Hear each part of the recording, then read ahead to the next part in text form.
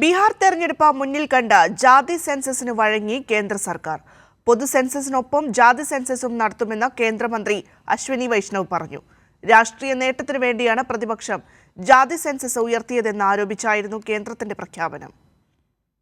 ഇന്ന് ചേർന്ന കേന്ദ്ര മന്ത്രിസഭാ യോഗത്തിലാണ് കേന്ദ്ര സർക്കാരിന്റെ നിർണായക തീരുമാനം. രാജ്യത്ത് പൊതു സെൻസസിനൊപ്പം ജാതി സെൻസസും നടത്തും. ജാതി സെൻസസ് നടത്താനുള്ള ഭരണഘടനാ അധികാരം കേന്ദ്ര സർക്കാരിനാണെന്നും അശ്വിനി വൈഷ്ണവ് വാർത്താ സമ്മേളനത്തിൽ പറഞ്ഞു. In 2010, then Prime Minister late Dr. Manmohan Singh ji had assured the Lok Sabha that the matter of caste census should be considered in the cabinet.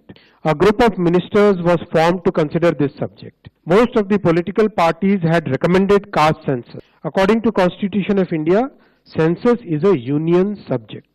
അതേസമയം ബീഹാർ തെരഞ്ഞെടുപ്പ് മുന്നിൽ കണ്ടാണ് കേന്ദ്ര സർക്കാരിന്റെ തിരക്കിട്ട നീക്കം. നിയമസഭാ തെരഞ്ഞെടുപ്പ് അടുത്തിരിക്കെ ബീഹാറിലെ ഘടകകക്ഷിയായ JDU അടക്കം ജാതി സെൻസസ് മുന്നോട്ട് വെച്ചത് BJPയെ പ്രതിരോധത്തിലാക്കിയിരുന്നു. അതേസമയം രാഷ്ട്രീയ ലക്ഷ്യം വെച്ചാണ് കോൺഗ്രസ് അടക്കമുള്ള പ്രതിപക്ഷ പാർട്ടികൾ ജാതി സെൻസസ് മുന്നോട്ട് വെച്ചതെന്നും സംസ്ഥാന സർക്കാരുകൾ നടത്തിയിട്ടുള്ളത് ജാതി സർവേയാണെന്നും അശ്വിനി വൈഷ്ണവ് ആരോപിച്ചു. ജാതി സർവേയിൽ വിവിധ സംസ്ഥാനങ്ങൾ പുറത്തുവിട്ട കണക്കുകൾ അശാസ്ത്രീയമാണെന്നും അദ്ദേഹം കുറ്റപ്പെടുത്തി. സ്വാതന്ത്ര്യത്തിന് ശേഷം നടത്തിയ സെൻസസുകളിൽ ജാതി രേഖപ്പെടുത്തിയിട്ടില്ലെന്നും അശ്വിനി വൈഷ്ണവ് ആരോപിച്ചു. Despite this, Congress government decided to conduct only a survey of caste instead of a caste census. That survey is known as SECC. It is well understood that Congress and its Indie alliance partners have used caste census only as a political tool.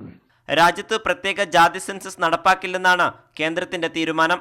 ഏറെക്കാലമായുള്ള പ്രതിപക്ഷത്തിന്റെ ജാതി census ആവശ്യത്തോട് പുറം തിരിഞ്ഞു നിന്ന BJP ബീഹാറിലെ vote bank രാഷ്ട്രീയമാണ് മുന്നോട്ട് വെക്കുന്നത്.